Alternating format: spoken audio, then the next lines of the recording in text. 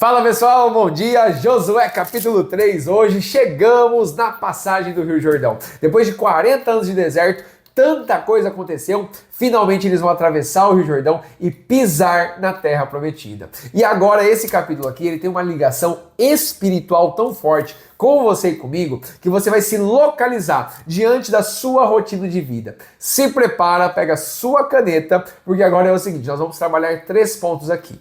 A presença de Deus é o primeiro ponto. O segundo é a santificação do povo para atravessar. Olha só, hein? E o terceiro ponto aqui é a prova de fé, o passo de fé que eles têm que fazer. Eles têm que avançar. Então nós vamos trabalhar esses 3 pontos aqui. Quero conversar um pouquinho com você sobre o contexto, mas é claro, aplicar nas nossas vidas. Isso é fundamental, tá bom? Então vamos lá. É o seguinte, do versículo 1 ao versículo 4, o foco é na presença de Deus. E ele deixa muito claro: eu vou à frente de vocês. Olha só, os sacerdotes carregariam a arca do Senhor. Então, não tem um número de sacerdotes aqui. A gente entende, né, que seriam pelo menos no mínimo 4. Um em cada ponta da arca, segurando pelos aqueles varais, né? E vão carregando. 940 metros, mais ou menos, à frente de todo o povo. E Deus deixa muito claro isso no versículo 4. Olha só. Haja, contudo, distância entre vocês e a arca, como da medida de 2.000 côvados, realmente é em torno de 900 metros, tá? E não vos chegueis a ela, para que vocês saibam, olha só, o caminho pelo qual vocês têm que ir, porque por este caminho vocês nunca passaram antes. Pessoal, aqui tem uma ligação tão importante espiritualmente falando, que é o seguinte: toda vez que você quer, pela força do seu braço, pela sua própria vontade, passar à frente de Deus, você se perde. Então, Deus, ele já fala: eu vou à frente para guiar vocês. Eu vou mostrar o caminho. Então, quando for, a arca está 900 metros à frente, pensa aí, tenta fazer uma imaginação aí, 900 metros à frente. Em linha reta, você consegue enxergar. Então, tá lá na frente, tá pequeno, mas você consegue enxergar. E você vai indo, você vai avançando, você vai entendendo. A arca parou, olha só agora, tem um detalhe aqui. A arca parou, os sacerdotes pararam ali durante a travessia. E agora o povo vai continuar passando. Ou seja, a presença ali da arca, os sacerdotes segurando e o povo passando, também mostra que Deus está no meio do seu povo, está com o seu povo. Ou seja, está com você e comigo. Jesus fala no livro de João que Deus e o próprio Senhor, eles fazem morada em nós. O Espírito Santo habita no nosso coração. Nós somos o templo do Espírito Santo. Então, ou seja, ele está conosco todos os dias. Basta a gente o buscar, o adorar, o louvar, o exaltar, que você vai conseguir ver, ouvir e sentir nitidamente a presença do Senhor no meio do seu povo.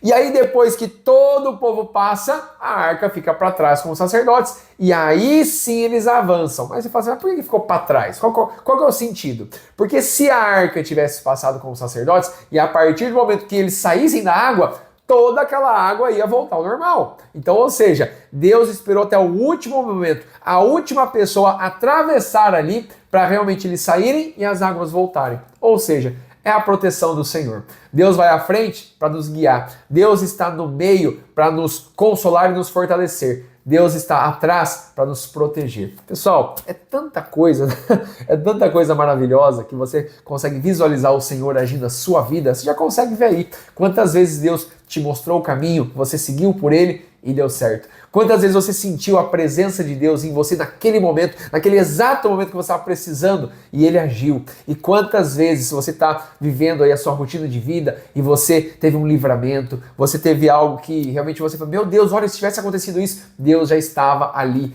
protegendo você, cuidando de você. Isso é maravilhoso. Deus está conosco todos os dias até o final dos tempos, tá bom? Vamos lá, esse foi o primeiro ponto, a presença de Deus. Agora vamos para o segundo, a santificação. A santificação aqui do povo é muito importante, pessoal, porque Josué orienta o povo. Ele fala: santificai-vos, porque amanhã fará o Senhor maravilhas no meio de vocês. O que é santificar? Poxa, mas como que eu me santifico? Qual é o sentido disso?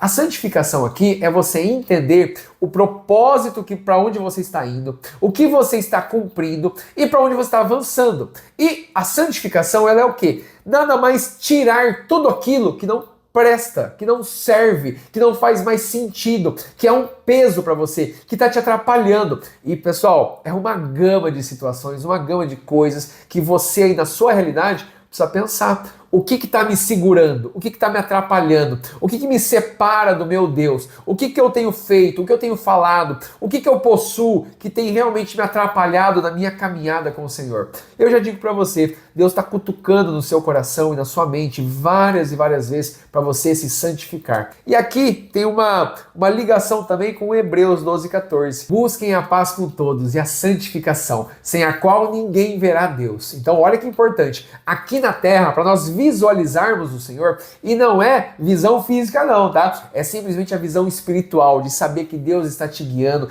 Ele falando com você, Ele te mostrando o caminho, o propósito dele para sua vida. Você precisa se santificar. Se você achar que você pode viver da maneira que você quer, da forma como você quer, com as coisas que você faz, e tá tudo certo, tudo bem, eu consigo equilibrar as coisas, eu consigo... Não é assim, não é assim. Aquele que se faz amigo do mundo se faz inimigo de Deus. Não tem como a gente servir a dois senhores. Precisamos nos santificar para o primeiro Senhor. E quem é o primeiro Senhor? O nosso Deus, o nosso Senhor Jesus. Ele quer a nossa santificação para nós o visualizarmos aqui na terra e estarmos com Ele um dia nos céus. Já digo para você, não é fácil você abandonar as coisas que você tem um agrado, que você acha que não tinha problema, que estava tudo certo, que fez parte da sua história, que eu sei que não é fácil você largar aquilo, mas é a melhor escolha que você faz, porque Deus ele vai queimar no seu coração, ou já está até queimando aí, né? Te mostrando o que você precisa abandonar, largar, tirar de lado, para você se aproximar dele. Ele te mostra tudo certinho, tudo bonitinho.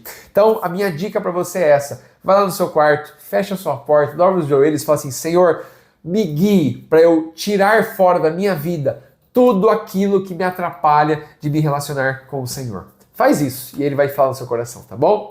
E por último é o passo de fé. Pessoal, Deus até agora ele fez tudo. Tudo. Guiou o povo, orientou o povo. Lá atrás já tinha resgatado, libertado. Meu, Deus fez tudo. Mas agora Deus não vai ficar nas suas costas te empurrando para você atravessar o Rio Jordão. Não. Ele vai fazer o quê? Ele vai à frente e vai, estou aqui. Agora cabe a você dar o passo de fé. E você sabe que a fé é o combustível do cristão, não tem como. A fé, pessoal, ela é fundamental, porque é ela que vence o mundo. Então, vamos ler lá a primeira epístola de João, no capítulo 5, lá no final da Bíblia, tá? Primeira epístola de João, no capítulo 5, no versículo 4. Eu vou começar ali, olha só. Porque todo que é nascido de Deus vence o mundo, e esta é a vitória que vence o mundo, a nossa fé. Quem é que vence o mundo, senão aquele que crê que Jesus é o Filho de Deus? Ou seja, pessoal, tá aqui, ó. A fé, ela vem pelo ouvir. E ouvir da palavra de Deus. A reflexão para você é essa. Quantas vezes você ouviu a voz do Senhor? E não digo de uma voz audível, não. Eu digo de sinais, situações, circunstâncias, tudo aquilo que Deus vai colocando no seu dia a dia para você olhar para Ele. Ele tem mudado a sua história. Ele tem realmente feito maravilhas aí na sua casa. Olha o que está escrito ali, porque o Senhor fará maravilhas no meio de vocês. E Ele já está fazendo, Ele já está fazendo. Mas às vezes falta aquele passo de fé. E as pessoas, a população, aqueles 2 milhões de pessoas tiveram que dar o passo de fé. Falaram assim, Senhor, eu confio em Ti.